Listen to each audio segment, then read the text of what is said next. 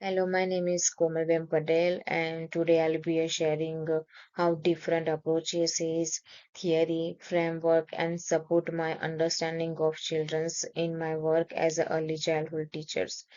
This idea guide me the way of observe, interact, and plan for a children's learning and development.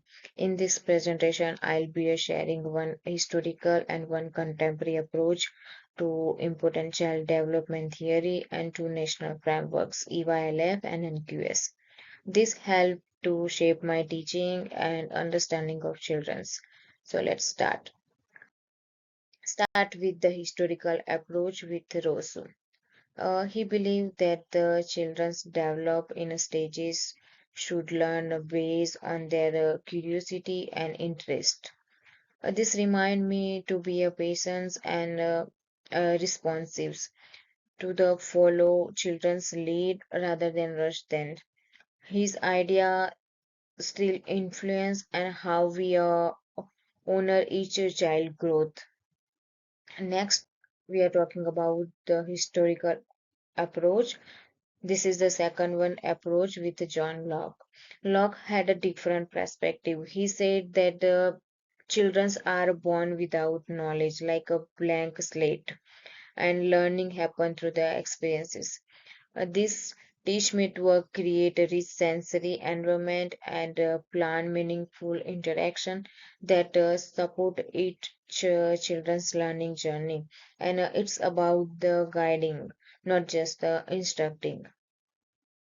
Next, about the contemporary approach with Montessori. Montessori's method, it's all about the independence and learning through the senses. I love how his approach gives the children freedoms to explore, while the environment is prepare with purpose. As a further teacher, I want to build a space where children feel confidence to take charge of their learnings. Next, contemporary approach, Reggio Emilia.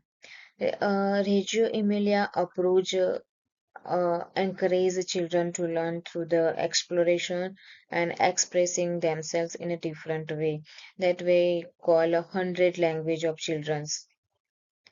In my practice, I use this by observing how children share idea through artwork, play, and group activities and physical activities. It helped me to understand their feelings and interest better. Let's talk about the theories. First is Piaget's theory. Piaget's theory focus on cognitive stages, and it's helped me to recognize what kind of thinking children are ready for. They start off thinking more logically. I use this theory by designing play-based activities that match each child's stage of thinking and help them explore and make sense of their world. Another theory about the Vygotsky. Vygotsky adds the social piece. He says learning happen based with others. Children always learn with others. He introduced the zone of proximal development.